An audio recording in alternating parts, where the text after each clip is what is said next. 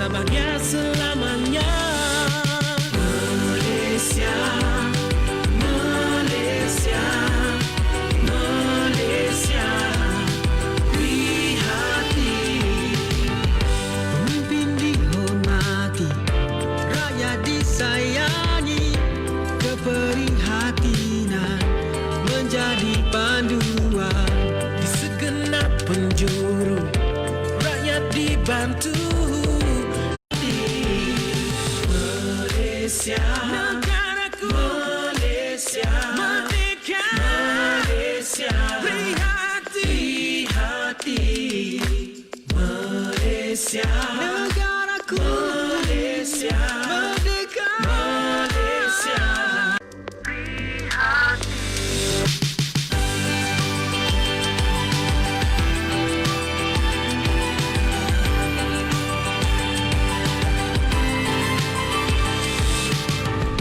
Langit bumi bertuah, bersinar dan indah. Di mana jua kita anak Malaysia. Rakyat berbilang bangsa, berbagai budaya. Hidup aman, sentosa bahagia selamanya. Malaysia, Malaysia, Malaysia, prihati. Pemimpin dihormati, rakyat disayangi, keprihatinan menjadi panduan. Di segenap penjuru rakyat dibantu, negara dan bangsa diutamakan. Keikhlasan dan jua ketulusan menjadi teras pada kepimpinan. Tiada yang ketinggalan, tiada yang diabaikan. Satu hati, satu jiwa, bersama merasakan. Malaysia, Malaysia, Malaysia, prihati. Malaysia, Malaysia, Malaysia, prihati.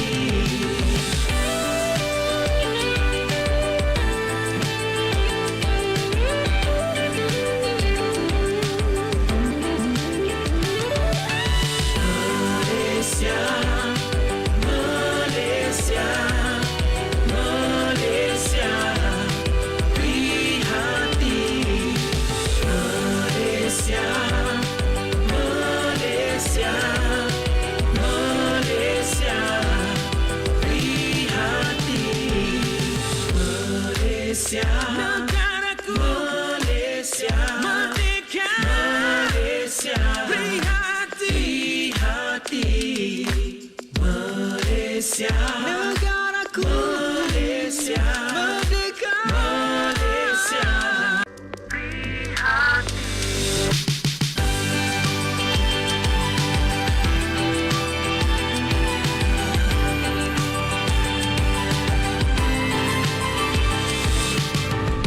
Langit bumi bertuah, bersinar dan indah. Di mana jua kita anak Malaysia. Rakyat berbilang bangsa, berbagai budaya. Hidup aman, sentosa bahagia selamanya. Malaysia, Malaysia, Malaysia, prihati. Pemimpin dihormati, rakyat disayangi, keprihatinan menjadi panduan. Di segenap penjuru rakyat dibantu, negara dan bangsa diutamakan. Keikhlasan dan jua ketulusan menjadi teras pada kepimpinan. Tiada yang ketinggalan, tiada yang diabaikan.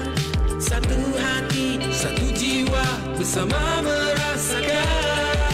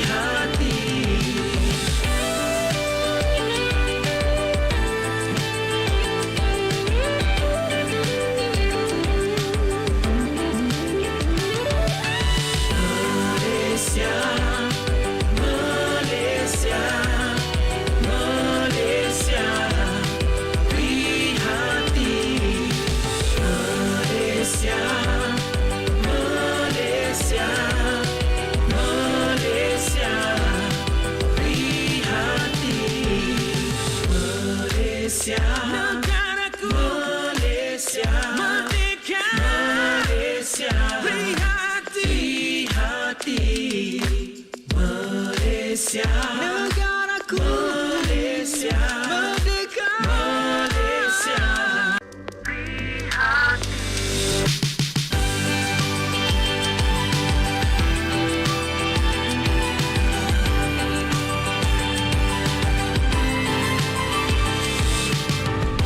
Langit bumi bertuah, bersinar dan indah. Di mana jua kita anak Malaysia. Rakyat berbilang bangsa, berbagai budaya. Hidup aman, sentosa, bahagia selamanya. Malaysia, Malaysia, Malaysia. Pemimpin dihormati, rakyat disayangi, keprihatinan menjadi panduan. Di segenap penjuru, rakyat dibantu, negara dan bangsa diutamakan. Keikhlasan dan jua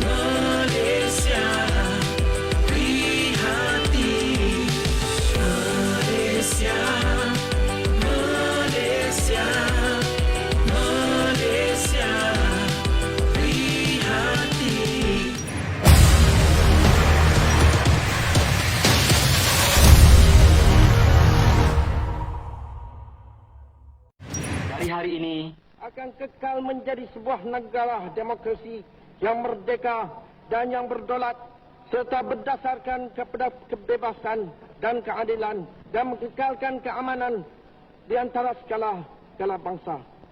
Kuala Lumpur 31 hari bulan Ogos tahun 50. Merdeka!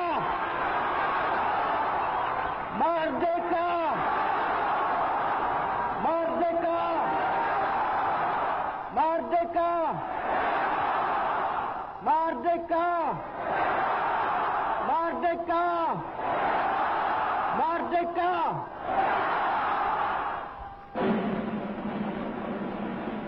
tibalah ke kemuncaknya apabila bendera persekutuan dikibarkan dan dengannya harapan dan cita-cita sebuah negara sambil irama lagu kebangsaan, lagu negaraku diperdengarkan bagi kali yang pertamanya.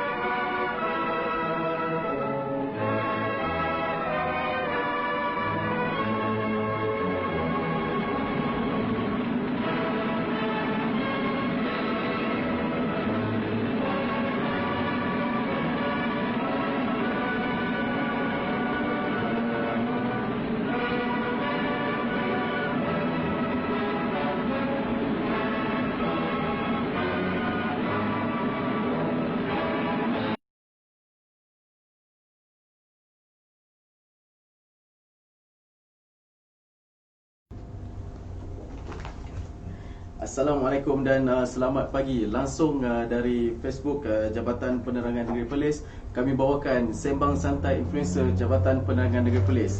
Okey, di mana segala maklumat serta info-info terkini dapat kita bincangkan, termasuk juga isu-isu yang terkini. Jadi pada pagi ini topik pada pagi ini agak menarik. Dan kalau tak silap saya, sebentar tadi kita telah dipertontonkan satu klip video laungan kemerdekaan oleh Tunku Abdul Rahman Putra Al-Haj serta upacara menaikkan bendera Persekutuan Tanah Melayu pada tanggal 31 Ogos 1957. Jadi topik pada pagi ini agak menarik, sangat dekat dengan jiwa kita sebagai rakyat Malaysia, terutamanya dalam kehangatan kita menyambut bulan kebangsaan, dan tak lama lagi kita akan menyambut Hari Malaysia. Jadi tanpa melengahkan masa, bersama-sama dengan saya, sebelum tu saya nak memperkenalkan diri saya, Zaid bin Haji Ahmad Zubid, moderator kita pada pagi ini.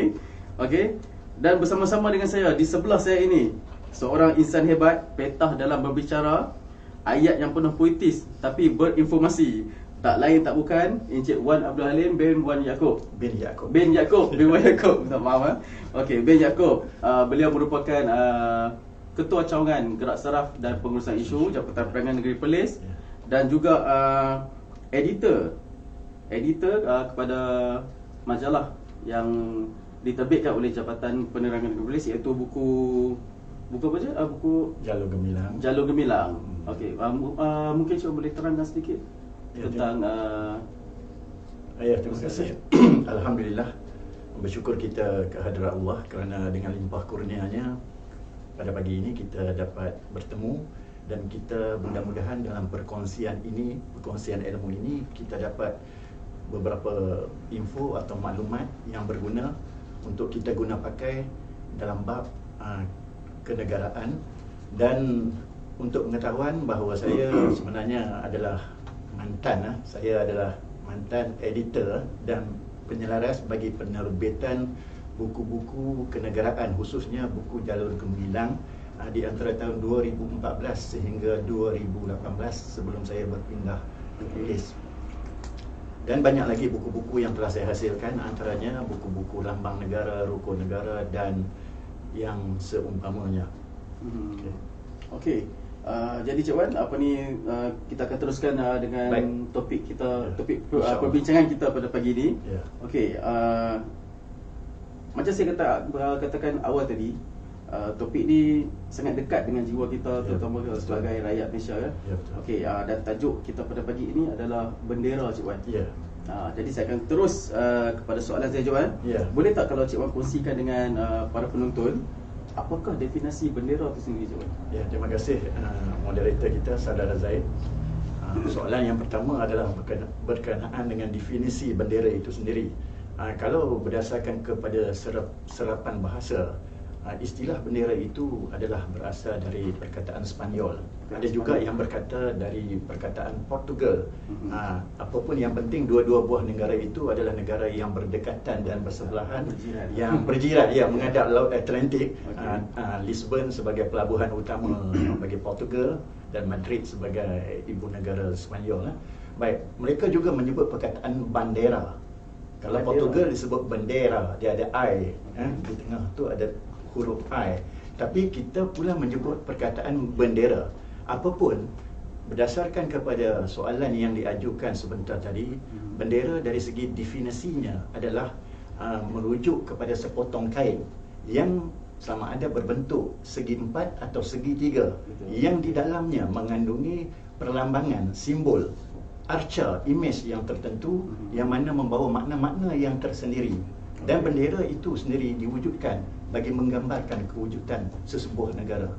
Okey, baik. Macam Cik Wan sebut tadi, ada segitiga. Ada segitiga. Okey, yang tu kita simpan dulu. Baik. Mungkin para penonton akan tertunggu, ada tak bendera dekat dunia ni yang berbentuk segitiga? Itu kita akan ke soalan yang seterusnya nanti. Dan untuk pengetahuan para penonton bahawa di dunia ini terdapat 196 buah negara yang merdeka dan diiktiraf.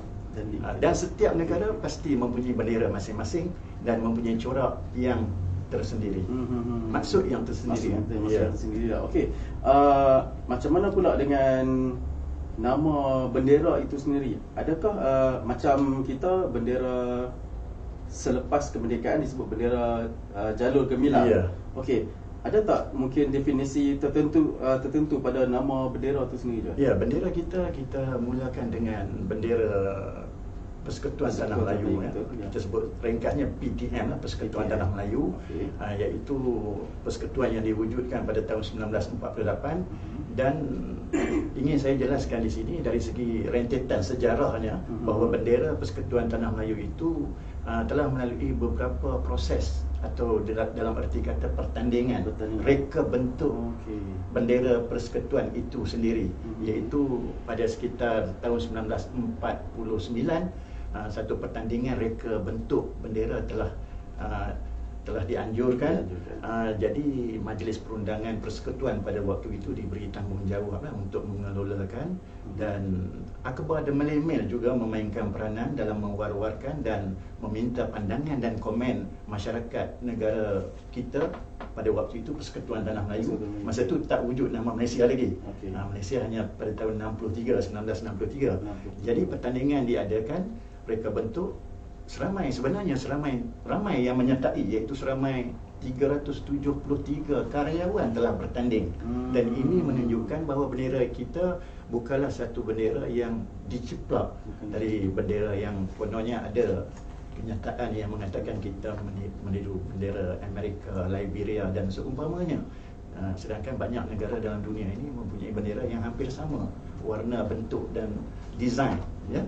Jadi untuk pengetahuan para penonton bahawa bendera Persekutuan Tanah Melayu telah ke peringkat akhir sebanyak tiga reka bentuk bendera, dan saya ringkaskan di sini bendera Muhammad bin Hamzah, saudara Muhammad bin Hamzah, seorang yang berasal dari Johor Bahru, Johor lah, seorang arkitek Jabatan Kerja Raya, telah memenangi pertandingan reka bentuk penciptaan bendera Persekutuan Tanah Melayu. Walau bagaimanapun ada beberapa perubahan, terutamanya pada warna, pada bulan bintang yang pada asalnya berwarna putih ditukar atas saranan Sultan Kedah pada masa itu melalui undian majoriti yang dibuat oleh Majlis Raja-Raja pada ketika itu pada tarikh atau pada tanggal 22 dan 23 Februari 1950. Jadi dengan kenyataan Cik Wan ni, kita boleh merangkumkan bahawa bendera Malaysia itu sendiri bukan diciplak, ataupun hak milik individu. Bukan individu yang menciptakan melalui proses pertandingan, tetapi melalui proses beberapa pindaan berdasarkan pandangan umum, pandangan Majlis Raja-Raja pada ketika itu. Jadi kita terima pakai atas logiknya kenapa pindaan itu perlu dibuat. Kerana pada asalnya bintang mungkin pecah banyak, 5, 7 dan sebagainya. Tapi itulah yang berlaku pada bendera negara kita. Baiklah, penonton sekalian, untuk masa ini kita akan berhenti seketika untuk kita lihat komen. Okey, kita akan lihat komen. Alright. Sekejap ya, kita akan buka komen. Okey Cik Wan, ada satu komen ni Cik Wan, daripada sahabat kita Wan Muhammad Zikri. Dia bertanya dekat sini, apakah perbezaan antara bendera dan panji Cik Wan? Okey, satu soalan yang baiklah. Okey. Perbezaan yang saya boleh katakan bahawa panji dan bendera berada dalam satu family lah, satu keluarga yang sama sebenarnya. Tetapi bezanya panji ini biasanya berbentuk agak panjang sedikit, dan biasanya panji ini digunakan oleh angkatan bersenjata waktu pada zaman dulu ketika berlakunya susunan formasi perang. Sebab kalau dalam angkatan tentera pun disebut sebagai panji. Macam Regimen Askar Melayu Diraja, AMO, panji TUDM, TLDM dan seumpamanya. Alright, baiklah. Okey, Cik Wan Muhammad Zikri, Cik Wan Muhammad Zikri boleh fahamlah dengan jawapan yang telah diberikan oleh Cik Dad sebentar tadi. Baiklah, kita akan berhenti seketika untuk bersama-sama kita mendengar lagu Jalur Gemilang, iaitu sebuah lagu yang agak terkenal, ciptaan arwah Pak Ngah dan lirik oleh Siso Kopratasa. Persilakan.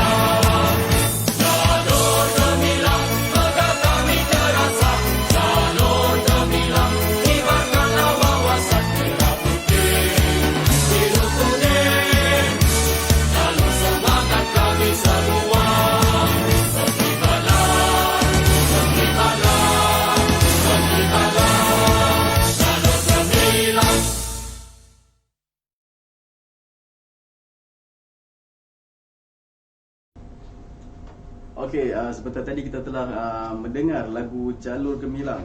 Jalur tu kalau kita ikut juga lagu tu sendiri agak famous Ya, betul, dan boleh famous. dinyanyikan oleh seluruh rakyat Malaysia. Menjadi siulan lah. Menjadi siulan, Ya. terutama ketika bulan sambutan bulan kebangsaan Ya. Okey, sebelum tu kita akan lihat satu lagi komen Cik Wan. Ya. Kali ni kita tengok weh, dari Encik Muhammad Nur Hidayat. Ya. Cik Muhammad Nur Hidayat dia bagi pantun Cik Wan. Ya, pantun pula. Mungkin kalau Cik Wan nak balas pun boleh juga apa ni. Ah. Okey, kita akan bacakan satu pantun daripada Cik Muhammad Nur Hidayat. Pantunnya berbunyi macam ni. Jalur Gemilang lambang bersatu, merah kuning, putih dan biru. Bulan bintang menghiasi penjuru, membuat rakyat bersatu padu. Itu pantun dah. Sebenarnya dia bagi banyak, tapi kita akan baca sikit-sikit dulu ya. Walaupun berbentuk pantun tapi ada makna yang begitu baik sekali. Ya, betul. Kepada rakyat Malaysia lah. Rakyat Malaysia jika terutamanya kita lah. menghayati intipati pantun tersebut. Betul. Okey, seterusnya Cik Wan, kita akan ke soalan seterusnya. Ya, baik. Saya nak tanya ni, bendera ni dia kalau kita ikut hanyalah sekeping lembaran kain Ya, tau. sepotong. Sepotongan, okey. Ya. Tapi tak ramai yang tahu Cik Wan maksud ataupun terminologi bahagian-bahagian bendera tu sendiri Cik Wan. Boleh tak kalau Cik Wan jelaskan sikit berkenaan dengan terminologi ni? Okey, terima kasih Encik Zaid. Berkaitan dengan terminologi atau bahagian-bahagian yang terdapat pada bendera negara kita, sebenarnya terdapat 7 bahagian. 7 bahagian, iaitu yang pertamanya ialah kepala, kedua ekor, ketiga panjang, diikuti lebar, ya. Okey. Atas dan bawah, yang terakhir adalah petak kotak. Kita sebut kotak yang berwarna biru tua ni, atau disebut dalam istilah buku terbitan Jabatan Penerangan kanton, CANTON, di mana harus diketahui bahawa memang telah lazimnya kita mengetahui bahawa biru melambangkan perpaduan.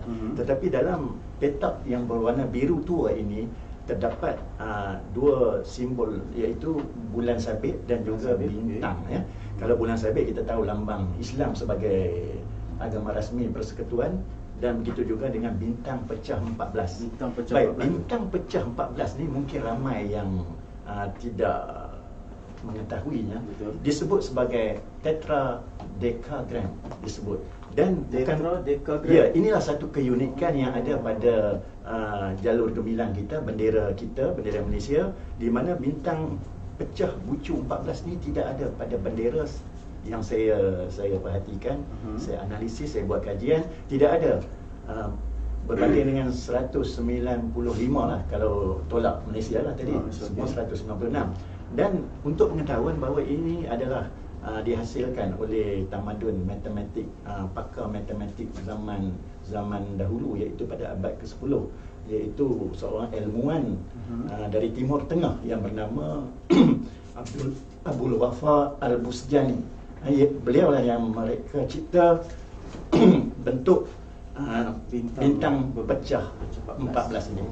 Dan bahagian-bahagian yang telah saya sebutkan tadi, iaitu kepala dan ekor, atas dan bawah, panjang dan lebar, termasuk petak yang berwarna biru, adalah terminologi sebagaimana yang disoal oleh Encik Zaid sebentar. Bermaksudnya di sini Cik Wan, bendera kita ni sebenarnya dia mungkin macam boleh angkat sikit Ya. Okey, macam ni kan. Ya. Bendera kita sendiri ni sebenarnya mempunyai keunikannya yang tersendiri Cik Wan. Ya, memang. Tak ramai orang tahu. Jadi bila Cik Wan dah terangkan tadi, Baik. mungkin orang akan lebih menghargai bendera kita tu sendiri kan. Memangnya kita patut menghargai bendera yang menjadi lambang kedaulatan negara kita. Okey. Baik. Okey. Macam mana pula Cik Wan kronologi perubahan nama bendera tu sini Cik Wan? Daripada bendera Persekutuan Tanah Melayu, betul? Membawa kepada bendera Malaysia, dan akhir sekali jalur gemilang. Ya. Okey, Cik Wan terangkan macam mana? Terima kasih Encik Zaid. Saya rasa soalan yang begitu baik dan bagus sekali. Baik, kita telah pun sedia maklum bahawa nama negara kita dahulu adalah Persekutuan Tanah Melayu.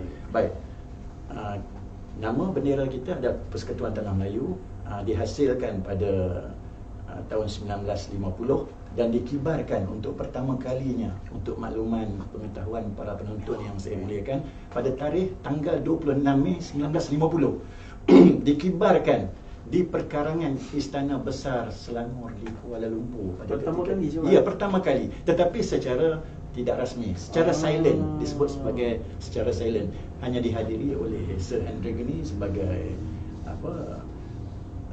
ketua negara pada ketika itu, Pesuruh Jaya Tinggi British Sir Henry Gurney, dan dihadiri oleh Sultan Selangor dan wakil-wakil sultan dari 9 buah negeri yang ada pada ketika itu. Jadi bendera ini dikibarkan secara rasmi pada tanggal 12:01 di Padang Kelab Selangor. Tapi sebelum itu telah pun dikibar pada jam 6:30 petang di Padang Bandar Hilir Melaka.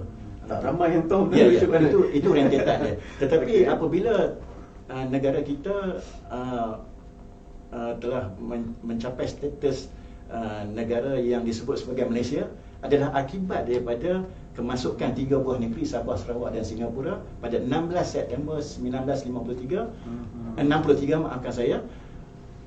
Jalur itu bertambah dari 11 jalur kepada 14 jalur. Tetapi apa yang harus diingat, menjelang Ogos 1965 jalur itu tidak dipotong, tidak dibuang akibat daripada pemisahan Singapura. Singapura berpisah dari Malaysia. Jalur yang ke-14 itu dikekalkan sebagai melambangkan satu kerajaan persekutuan, 13 buah negeri dan tambah satu kerajaan persekutuan. Kita tidak boleh menyatakan satu jalur itu adalah jalur yang mewakili wilayah persekutuan, kerana wilayah persekutuan pada tahun 65 dia tidak wujud. Masih tidak wujud. Masih tidak wujud. Wilayah persekutuan hanya wujud pada tanggal 1 Februari 1974 apabila Kuala Lumpur menjadi wilayah persekutuan Malaysia yang pertama. Jadi berbalik pada soalan tadi, bagaimana boleh menjadi nama jalur gemilang adalah pernah diusulkan. Jadi pada tahun 1995 telah pun diusulkan. Jadi apabila diusulkan, masa itu Tun Dr. Mahathir sebagai Perdana Menteri Malaysia yang keempat telah mengarahkan kerajaan menubuhkan satu jawatan kuasa khas bagi menamakan bendera Malaysia.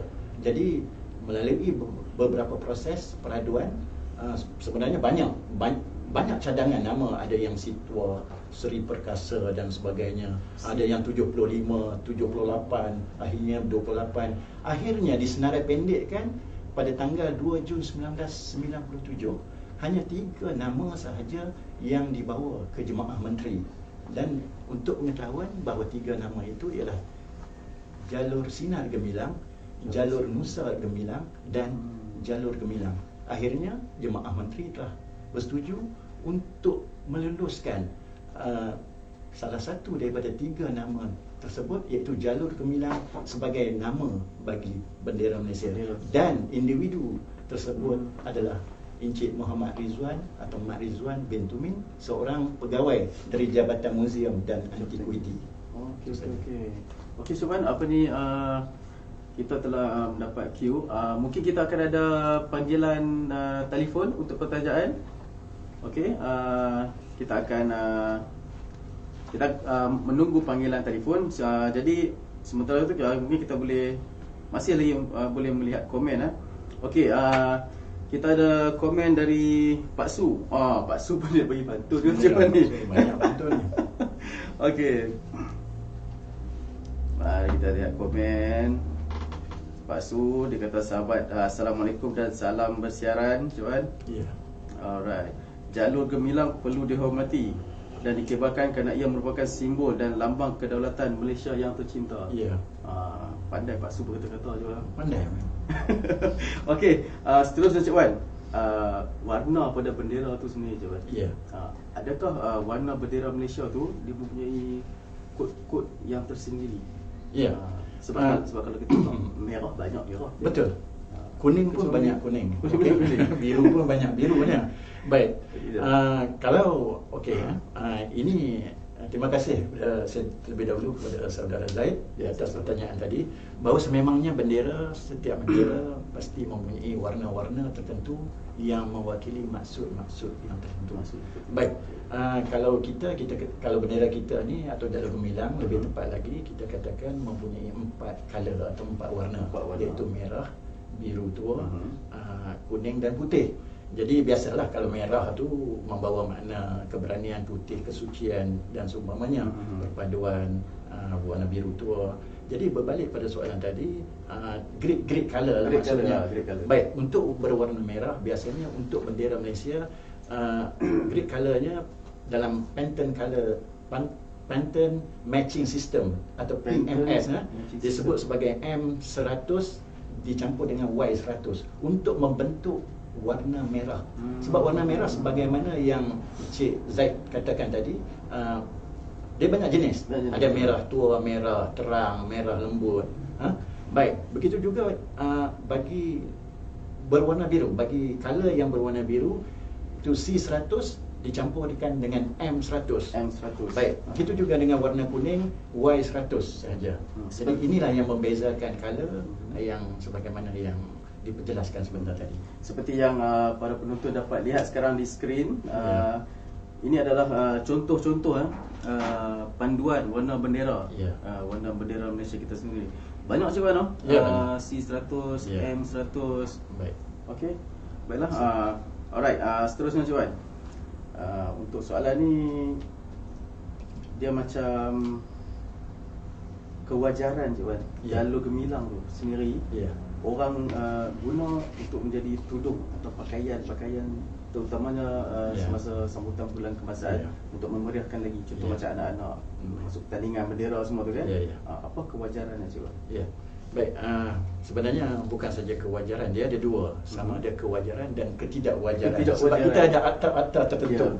Kalau wajar tu alhamdulillah lah, okey lah. Tetapi yang menjadi isu pada hari ini digantung, diguna pakai, dikibarkan dengan tidak wajar, ketidakwajaran berlaku. Baik, saya bercakap ini, saya juga merujuk kepada apa yang telah diberi garis panduan oleh bahagian istiadat dan persidangan antarabangsa Jabatan Perdana Menteri.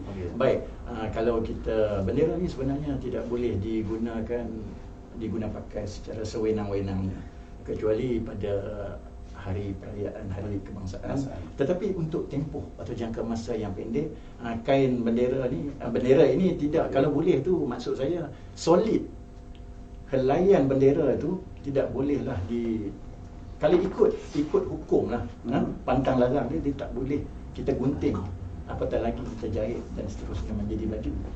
Okey, tetapi kita kena mungkin kita pakai, tujuan kita untuk menaikkan semangat patriotik. Tetapi mungkin persepsi kita lain, persepsi bagi pihak luar lain. Jadi jelas di sini bahawa penggunaan ketidakwajaran ini haruslah dielakkan. Kita kalau ikut tu lah kan, pertandingan untuk menyemarakkan lagi bulan-bulan kemerdekaan, kita buat pertandingan mengubah kit bendera. Jadi bendera, ini kita makan, kita potong dan akhirnya kita makan. Itu tidak wajar lah, tidak wajar lah sebenarnya kalau ikut kepada garis panduan yang diberikan. Saya bercakap bukan saja berdasarkan pandangan peribadi, ini berdasarkan kepada garis panduan yang telah dikeluarkan oleh JPM, Bahagian Istiadat dan Persidangan Antarabangsa. Bagaimana pula kalau contoh pakaian beragam kanak-kanak kan? Bendera tu sendiri yang digunakan untuk membalut tubuh anak tu sendiri, atau kalau depa nak buat juga, mungkin depa boleh beli kain yang menyamai corak, menyamai corak, boleh kan? Apa salahnya kalau kita menggunakan kain berwarna biru, ada sedikitlah design macam corak-corak bendera. Ini masalahnya apabila kita memakai pakaian bendera 100% daripada material yang tulen. Kita memakai dalam bentuk seluar, kadang-kadang dia melirik ke tanah. Bendera tidak boleh kita beri dalam kedudukan jatuh ke tanah. Kadang-kadang kegairahan kita menyambut hari kebangsaan, kita lupa bahawa setiap arca, imej, lakaran, simbol yang ada pada bendera itu membawa makna-makna yang tersendiri. Adalah tidak patut kalau lambang bulan dan bintang dihalakan ke sebelah bawah. Sepatutnya kalau kita buat banner sebagaimana yang ada di belakang saya ni pun, kita menghalakan bulan dan bintang itu ke arah atas. Jadi macam-macam kita tengok gelagat dan design yang digunakan. Tapi untuk tempoh yang singkat, untuk hari-hari kebesaran dibolehkan, tetapi janganlah sampai agak melampau lah, saya nampak. Saya difahamkan juga mungkin kita perlu naikkan tinggi dengan seeloknya bulan bintang atau ni kita naikkan di atas paras dada supaya biar lambang tersebut, simbol tersebut ada di dada dan biar dia meresap ke jiwa dan sanung badan kita. Okey Cuan, tapi sebelum tu rasanya kita ada menerima satu panggilan Cuan. Mungkin ada sahabat-sahabat kita yang ingin bertanyakan soalan para penonton. Sekejap. Hello. Assalamualaikum.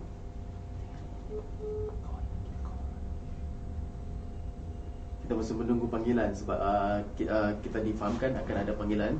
Hello, Assalamualaikum, selamat pagi. Hello, Assalamualaikum. Ya, Saya selamat pagi. Siti Siapa Munirah kalian? dari Arau. Nama siapa sebelum tu? Saya Siti Munirah dari Arau. Puan Siti Munirah membuat panggilan dari Arau, Cik Wan. Ya. Dari Arau. Okey, Maaf. mungkin Puan Munirah ada nak tanya apa-apa soalan yang berkaitan dengan bendera kita ni, Puan Munirah. Silakan. Okey. Saya nak tanya pada panel Okey. tentang berkenaan cara pelupusan bendera yang usang atau yang uzur. Bolehkah kita macam bendera yang usang atau uzur ni kita guna pakai sebagai dijadikan kain basahan atau adakah atau apa-apa yang boleh dikenakan sekiranya kita gunakan bendera ni sebagai contohnya macam kita gunakan untuk membalut buah-buahan. Contohnya benangka ke, buah cempedak ke kat dusun tu. Sebab lately ni saya tengok ramai yang guna macam tu. So saya nak tanya ada panel lah. Itu saja ke Puan Munirah? Ya, itu saja. Okey, terima kasih Puan Munirah. Waalaikumsalam warahmatullahi wabarakatuh. Tadi tuan-tuan dan puan, Puan Munirah daripada Arau nak bertanyakan kepada panel kita, Cik Halim. Isu ni kalau ikut ni kita tengok banyak di bahagian-bahagian pedalaman lah, kampung-kampung lah kot Cik Wan. Depa Di pinggir bandar pun ada. Di pinggir bandar pun ada. Bukan saja di kampung, di pinggir bandar pun ada. Okey, Ya. depa jadikan bendera kita tu mungkin yang nampak lusuh sikit, balut buah Cik Wan. Okey. Lepas tu cara macam mana kita nak lupuskan bendera yang rosak tu sebenarnya. Baik, terima kasih terlebih dahulu Puan kepada Munirah. Puan Munirah dari Arau. Dari Arau. Tak jauh dari sini. Arau tu dekat ya dengan Kanga ni. Baik, terima kasih juga kepada moderator Zaid. Baik, merujuk kepada soalan yang telah dikemukakan tadi, memang benarlah Puan Munirah nyatakan tadi kejadian-kejadian di mana bendera dipasang dalam keadaan yang memang tak cantik dah kita nampak. Dah reput, warnanya pudar.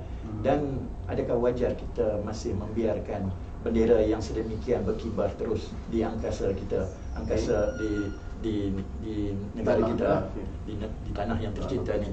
Jadi sememangnya bendera boleh dilupuskan, tetapi bendera dilupuskan dengan kaedah dan cara-cara yang tertentu. Dia ada pantang larang dia.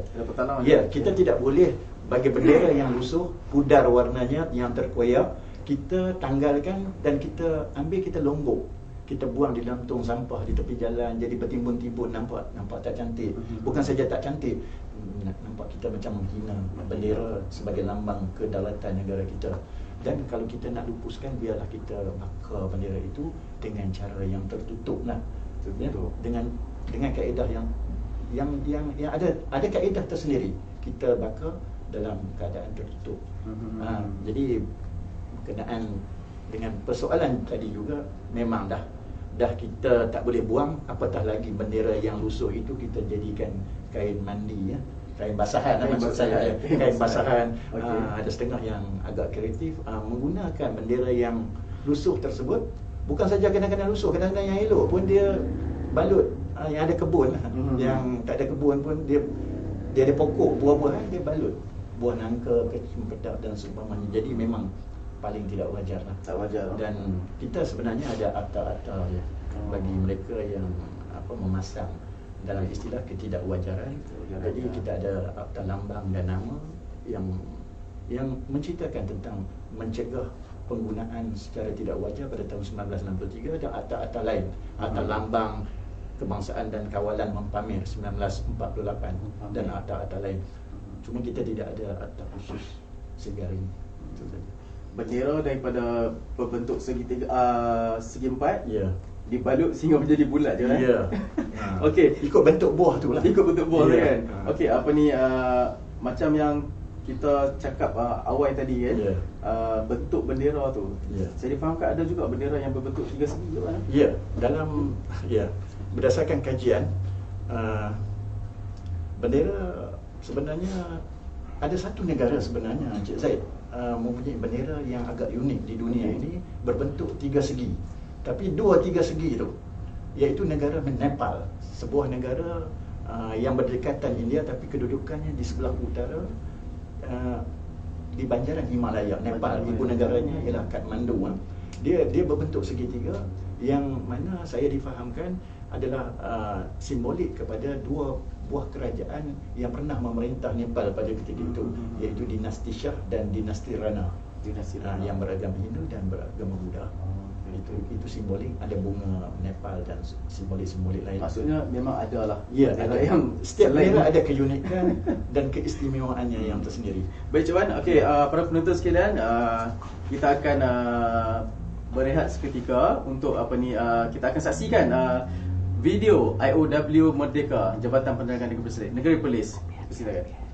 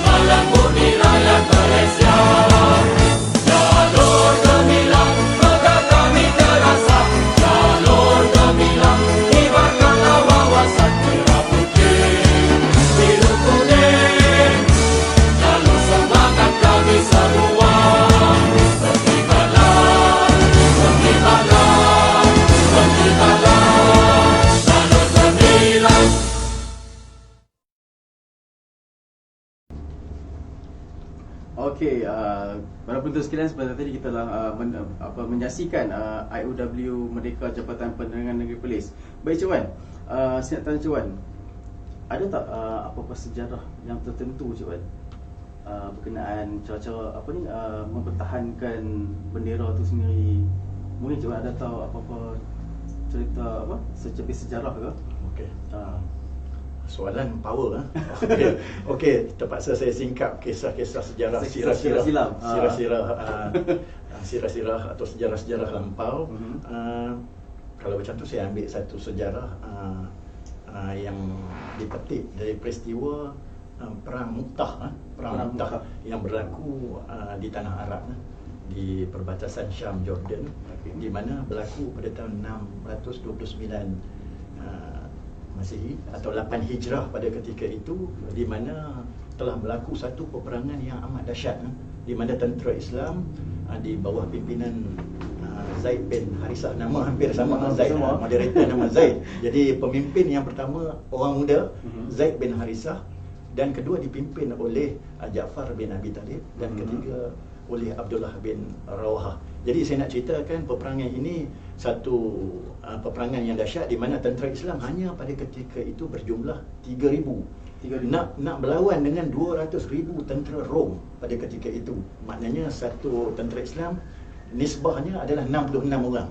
Jadi berkaitan dengan mempertahankan bendera atau panji ketika itu, kita lihat akan betapa panji menjadi fokus utama.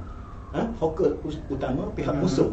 Pihak musuh bercita-cita bukan saja lawan, tetapi hendak menjatuhkan matlamatnya. Fokusnya adalah untuk menjatuhkan panji-panji Islam ketika itu. Jadi saya ringkaskan cerita bagaimana Zaid bin Harisah memegang bendera. Akhirnya beliau juga terkorban, mati syahid.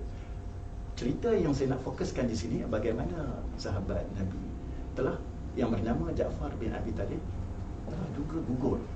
Didapati 19 tusukan pedang lembing dan 19. ya 90 tusukan benda-benda senjata yang kita katakan senjata ditusuk ke tubuh badannya hanya kerana semata-mata mereka hendak menjatuhkan bendera atau panji Islam pada ketika itu. Jadi tangan kanan dipotong, tangan kiri memegang bendera. Apabila tangan kiri dipotong, dia mengepit bendera dengan dadanya. Dan akhirnya sebelum beliau gugur sebagai seorang yang syahid, bendera itu telah diambil oleh Panglima yang berikutnya, Abdullah bin Rawahah. Jadi inilah satu gambaran menunjukkan bahawa pada zaman dahulu formasi pergerakan tentera didahului dengan keutamaan protokol bendera itu sendiri. Jadi jelaslah di sini bahawa bendera tidak boleh jatuh menyembah bumi dalam erti kata yang sebenarnya. Maksudnya apa ni, musuh menggunakan bendera tu sendiri untuk nak melemahkan. Ya, melemahkan semangat. Ya. Kan? Apabila bendera rebah jatuh menyembah bumi menandakan berlaku something wrong, sesuatu yang kucak-kacir di dalam pergerakan formasi ketenteraan ketika itu. Dan untuk pengetahuan para penonton juga bahawa sejarah bendera ini adalah sejarah yang lama sebenarnya. Telah pun wujud sejak 3000 tahun dahulu, di mana 1000 tahun sebelum Masihi, kerajaan Mesir purba telah pun menggunakan bendera atau panji ini sebagai protokol peperangan, diikuti oleh kerajaan Romawi sebagaimana yang saya perjelaskan sebelum ini, dan juga kerajaan-kerajaan awal Cina seperti dinasti Syam, Zhou dan seumpamanya. Sehinggalah sejarah bendera itu berada pada zaman kita sekarang ya. Okey, Cik Wan, kalau kita ikut kat sini mungkin akan ada panggilan. Kita ada panggilan lagi, Cik Wan. Ya. Okey, silakan. Kita ada panggilan. Assalamualaikum. Hello. Selamat pagi. Assalamualaikum. Assalamualaikum, selamat pagi. Dengan siapa saya bercakap? Saya Puan Hello. Hello ya. Saya Puan Mariam dari Napo. Puan Mariam dari Napo membuat panggilan Ya. dari Napo. Saya nak tanya, Okey. boleh tak kalau jalur gemilang tu kita jadikan bahan gubahan? Jadikan Contohnya gubahan macam contoh pertandingan gubahan aspek wanita tu. Okey. Kita gubah contoh macam kita jadikan bentuk bunga ataupun bentuk-bentuk haiwan. Boleh tak? Bentuk-bentuk bunga tu. Okey. Okey, Puan Hello. Saya Mariam. Puan Mariam. Okey, terima Ya. kasih Puan Mariam yang membuat panggilan daripada Napo ya. Ya, terima Okey, kasih ya. terima kasih. Okey. Cik Walim, Soalan ni Ah. bagus juga soalan ni. macam mana bendera tu Ya. dijadikan sebagai gubahan? Bahan Bahan gubahan juga. Tadi telah pun saya perjelaskan tadi. Kit juga sebagai bahan gubahan. Tetapi yang malang ni kit ni apabila dipotong dan seterusnya kita makan. Jadi istilah yang saya gunakan adalah tidak elok lah. Jadi kadang-kadang kita yang membuatnya, kita yang menganjurkan program yang sedemikian, beranggapan persepsi kita cuma kata ini untuk menaikkan aura, bagi menyatakan rasa cinta kita kepada negara. Tapi kadang-kadang pada persepsi pandangan pihak lain bahawa ini adalah satu perbuatan, contohnya gubahan ini macam seolah-olah kita nak meletakkan sesuatu kedudukan bendera itu dalam kedudukan yang tidak wajar. Jadi seeloknya perkara ini perlu dielakkanlah, sebab kita bila dah buat gubahan tu kita bimbang kalau jalur gemilang yang mempunyai makna dan objek imej tertentu itu diletak dalam keadaan terbalik dan seumpamanya. Jadi mungkin waktu gubahan itu di pertandingan kita letak di atas meja dalam keadaan elok, tetapi bila habis program majlis pertandingan kita biarkan, kita baling gubahan itu di tepi tong sampah yang pada pandangan pihak luar dia nampak benda tu macam satu bentuk penghinaan. Seharusnya benda ni, perkara ini perlu kita elakkan. Tapi kalau sekiranya kita dah ada imej yang kelihatan tidak menampakkan satu persepsi penghinaan, saya rasa boleh. Tetapi untuk beberapa syarat pada bulan kemerdekaan dan juga pada hari kemerdekaan itu sendiri, untuk tempoh yang terhad. Untuk tempoh yang terhad, dan kita kena urus dia, program perlu buat kawalan di atas gubahan tadi. Asalkan ia tidak dianggap menghina. Itu saja. Terima kasih Puan Mariam yang bertanya. Okey, harap jawapan Cik Wan tadi dapat membantulah. Okey, seterusnya kita akan lihat komen daripada Encik Muhammad Syahrizan Syahbudin. Okey, Cik Syarizan dia tanya kita Wan, bendera saiz apa yang sesuai Wan untuk kalau kita nak gantung di taman-taman perumahan? Bendera saiz apa yang agak-agak? Dia sebenarnya bendera mempunyai 6 jenis kalau mengikut buku yang saya terbitkan, yang saya jadi penyelaras lah. Okey. Kalau di kediaman, dia ada beberapa contoh bendera, jenis-jenis bendera. Ada bendera untuk kenderaan, untuk rumah. Saiz bendera tu kita boleh rujuk pada buku yang saya terbitkan, atau kita boleh akses. Sebenarnya kita boleh akses, tapi janganlah terlalu besar. Kalau di peringkat kediaman, bendera yang agak sedang dan juga yang berbentuk istilah biasa lah, dua. Janganlah terlalu besar. Jangan terlalu besar. Semua ada 6 jenis kamera, 6 jenis bendera. Dan kita perlu ingat bahawa pemasangan adalah berdasarkan kepada kesesuaian tempat. Janganlah terlalu besar sangat. Eloklah bendera biasa atau bendera untuk kediaman. Sebab ada kategori-kategori bendera sebagaimana yang diperjelaskan dalam buku terbitan yang telah dicetak, dikeluarkan oleh Jabatan Penerangan itu sendiri. Maksudnya kita boleh akses dalam Google dan seumpamanya. Tidak terlalu besar dan tidak. Yang dipasang setakat ni saya tengok dah okey dah. Dah okey. Memang dah okey dah. Di taman-taman dah okey dah. Ada kalau tak silap saiz 2x4 kalau tak silap saya tu kan. Okey, seterusnya apa ni saya nak tanya Cik Wan, apa sejak kebelakangan ini Cik Wan, insiden isu bendera terbalik Cik Wan. Ya. Bendera terbalik ni yang kita lihat berlaku di Johor dan terbaru berlaku di Pulau Langkawi. Ya. Apa pandangan Cik Wan, atau ada tak akta-akta tertentu yang melindungi bendera itu sendiri Cik Wan? Ya, memang kita mempunyai, sejak sekian lama kita telah pun mempunyai akta yang berkaitan dengan lambang, simbol dan seumpamanya. Namun kita perlu sebenarnya ada satu akta khusus untuk bendera, sebagaimana wujudnya akta khusus untuk lagu negaraku.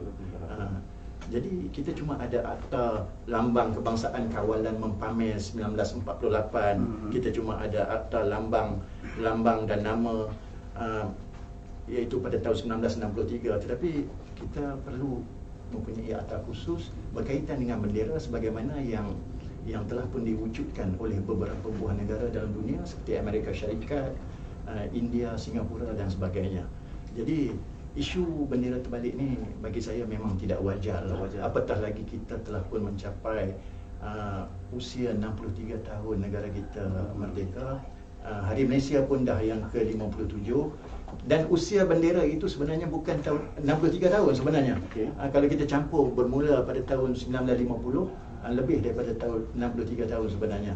Jadi perlu ada akta yang jelas untuk kita mengenalkan tindakan kepada mana-mana individu permis yang menterbalikkan bendera. Walaupun kita faham ada dua kemungkinan, mungkin tak tahu, tapi kalau kita nak kata tak tahu nak pasang bendera, tidak logik, tak masuk akal sebab kita merdeka dah lama. Jadi kalau mungkin untuk sebagai tanda memprotes bendera itu diterbalikkan. Jadi malangnya bendera ini menjadi mangsa lah, sasaran ketidakpuasan hati sesetengah pihak untuk menyatakan protes mereka. Bendera diletakkan dalam keadaan tidak wajar. Bendera dalam istilah ini dizalimi. Zalim ni maknanya meletakkan sesuatu yang tidak kena pada tempatnya. Pakai kasut lah guna imej bendera, memang tak boleh lah. Dia sebenarnya kalau kita ikutkan apa ni, akta yang digubal tu bukan untuk menakutkan. Ya, bukan untuk menakutkan. Kita untuk nak, ya betul, menghormati, untuk lebih menghormati kan. Saya rasa kalau ada seseorang individu warga negara kita ada kesedaran tentang bendera ini, kita tak payah meletakkan saman beribu-ribu ringgit. Kita sendiri sedar apakah rasa penghormatan kita kepada bendera. Negara ini kita dilahirkan di negara ini, membesar, mencari rezeki, mencipta nama, kita mati pun di sini. Apalah salahnya jika bendera itu kita kibarkan. Kita beli bendera yang harganya tidak seberapa. Tidak seberapa, RM10 pun tak sampai kadang-kadang. Jadi kita kena tunjukkan satu rasa ucapan terima kasih kepada negara tercinta ini. Betul. Dengan cara materialnya mengibarkan bendera. Satu lagi Johan. Ya. Okey. Kita soalan yang terakhir Johan. Ya. Mungkin Johan boleh membuat sedikit rumusan juga berkenaan dengan kedudukan Jalur Gemilang semasa perarakan tu. Ya. Ya, kedudukan bendera semasa perarakan. Ya, semasa perarakan. Semasa di bahagian penerbitan dasar negara, saya pernah mendapat komen yang mungkin yang buat komen itu pun dia salah faham sikit. Tapi bagus sebenarnya soalan-soalan yang seumpama ini. Baik, untuk perarakan seringkali orang beranggapan bahawa pergerakan bendera di hadapan VIP. VIP lah contohnya. VIP atau menteri yang terlibat dalam upacara tersebut, pergerakan bendera dianggap sebagai pergerakan yang terbalik. Contohnya saya tunjuklah di sini lah. Ini contohlah. Baik, bendera biasanya sebagaimana yang saya sebut dalam bahagian terminologi atau bahagian tadi, duanya adalah salah satunya adalah ekor dan kepala. Sudah tentulah bendera tidak boleh bergerak dalam keadaan seumpama ini. Tak boleh. Tapi pada penglihatan kita nampak macam dah betul. Tetapi sebenarnya pergerakan ke arah belah kanan saya ini, dia mestilah dalam keadaan kelihatan terbalik, kerana pergerakan sudah tentu berlaku pada bahagian kepalanya. Dan tidak, masakan mungkin ekor bergerak dahulu. Ciptaan Tuhan pun tak ada benda haiwan yang ekor bergerak dahulu. Mestilah kepala. Dia mesti kepala. Kereta pun dia takkan ghostan nak pergi highway, dia takkan dalam keadaan belakang. Dia mesti ke arah bermula dari kepala, kemudian ekornya. Jadi kedudukan bendera yang kelihatan, yang menjadi persoalan hari ini, apabila bergerak macam ini betul. Pada penglihatan macam tak betul, tapi inilah pergerakan, arah pergerakan yang seperti yang para penonton dapat lihat di skrin. Itu adalah contoh pergerakan bendera tu sendiri Johan. Seperti tadi. Okey, sebenarnya Johan, masa menyemburui kita Johan. No, kita ada 1 jam. Mungkin kalau kita sembang bab bendera ni, mungkin boleh melibatkan 2-3 episod Johan. Belum lagi tentang bagaimana susunan. Ya, betul. Kan contoh kita nak pasang pada kenderaan semua tu dari pandangan luar bangunan, yang ada 3 tiang bendera, ada 2 kemusykilan, macam-macam persoalan yang ditanya. Bendera ada 3, tiang ada 3, itu pun kadang-kadang menjadi masalah. Yang mana di sebelah tengah, yang mana nak letak di tengah, nak letak di kiri, di kanan, Majlis Persekutuan, Majlis Kebesaran Negeri. Jadi inilah yang menimbulkan persoalan-persoalan. Sebenarnya memang benar Encik Zaid, kalau untuk segmen pada pagi ini sudah tentu tidak sempat untuk kita memperjelaskan ke semua ilmu berkenaan dengan bendera atau jalur gemilang. Tapi insya-Allah jika diberi kesempatan, kita akan meneruskan usaha baik ini. Okey, untuk akhir sekali, boleh tak kalau Cik Wan rumuskan sedikitlah secara ringkas tentang bendera kita sendiri itu, Jalur Gemilang? Ya, Jalur Gemilang, kita pun mengetahui bahawa Jalur Gemilang ini melalui beberapa proses nama sebelum terbentuknya nama bendera Jalur Gemilang. Daripada bendera Persekutuan Tanah Melayu beralih kepada bendera Malaysia 16 September 1963, sehinggalah kepada Jalur Gemilang yang telah dinamakan oleh mantan Perdana Menteri yang keempat Tun Dr. Mahathir pada ulang tahun yang ke-40 negara kita merdeka pada tanggal 31 Ogos 1997. Jadi ulang tahun yang ke-40 ketika itu nama telah berubah telah menjadi Jalur Gemilang. Kita kena ada satu nama identiti pada bendera. Kalau bendera British dia ada nama dia Union Jack. Bendera Malaysia kita namakan sebagai Jalur Gemilang. Jadi jalur itu berbalik pada pengertian jalur itu adalah garis lurus, garis lurus daripada jalur-jalur yang berjumlah 14 menuju hala tuju yang sama, matlamat yang sama. Dan begitu juga matlamat itu adalah sudah tentu matlamat untuk menjadi negara yang aman, makmur, maju dan sentosa. Dan gemilang itu sendiri mempunyai pengertian yang tersendiri, iaitu kalau kita nak menuju, tentulah kita ada cahaya. Kalau setakat cahaya biasa tak boleh. Dia kena ada satu cahaya yang terang, yang gemilang, supaya matlamat yang kita capai adalah matlamat untuk kesentosaan seluruh rakyat di negara yang tercinta ini. Okey, jadi tuan-tuan dan puan, memang tak salah pemilihan kita, panel kita pada minggu ni. Okey, Cik Wan Abdul Halim dengan susunan ayat yang begitu cantik dan informasi yang sangat jelas. Jadi kita akan tamatkan program sembang santai influencer Jabatan Penerangan Negeri Perlis. Tapi sebelum tu kita akan lihat promo Pusat Maklumat Rakyat Jabatan Penerangan Negeri Perlis, yang mana di mana tuan-tuan dan puan boleh mengambil ini adalah contoh flyers di Pusat Maklumat Rakyat, pelbagai informasi yang boleh kita dapatkan di sana. Jadi sekian dahulu daripada kami. Assalamualaikum warahmatullahi wabarakatuh. Jumpa lagi.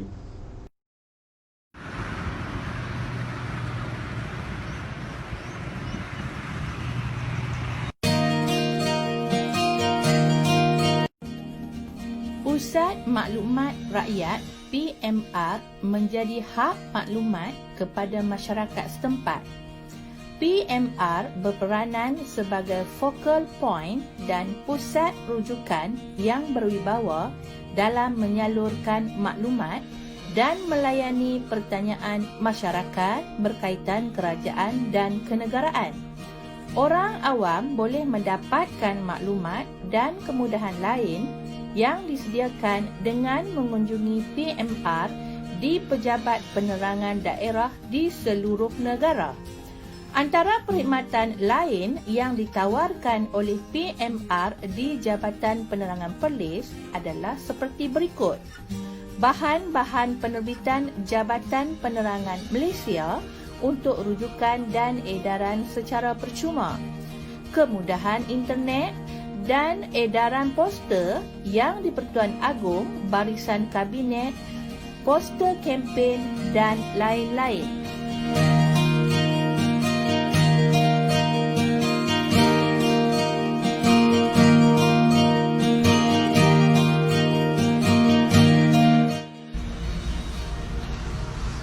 Okey, selesailah sudah kunjungan saya di Pusat Maklumat Rakyat Jabatan Penerangan Negeri Perlis. Jika anda ingin mengetahui lebih lanjut maklumat, jadi datanglah ke Pusat Maklumat Rakyat Jabatan Penerangan Negeri Perlis.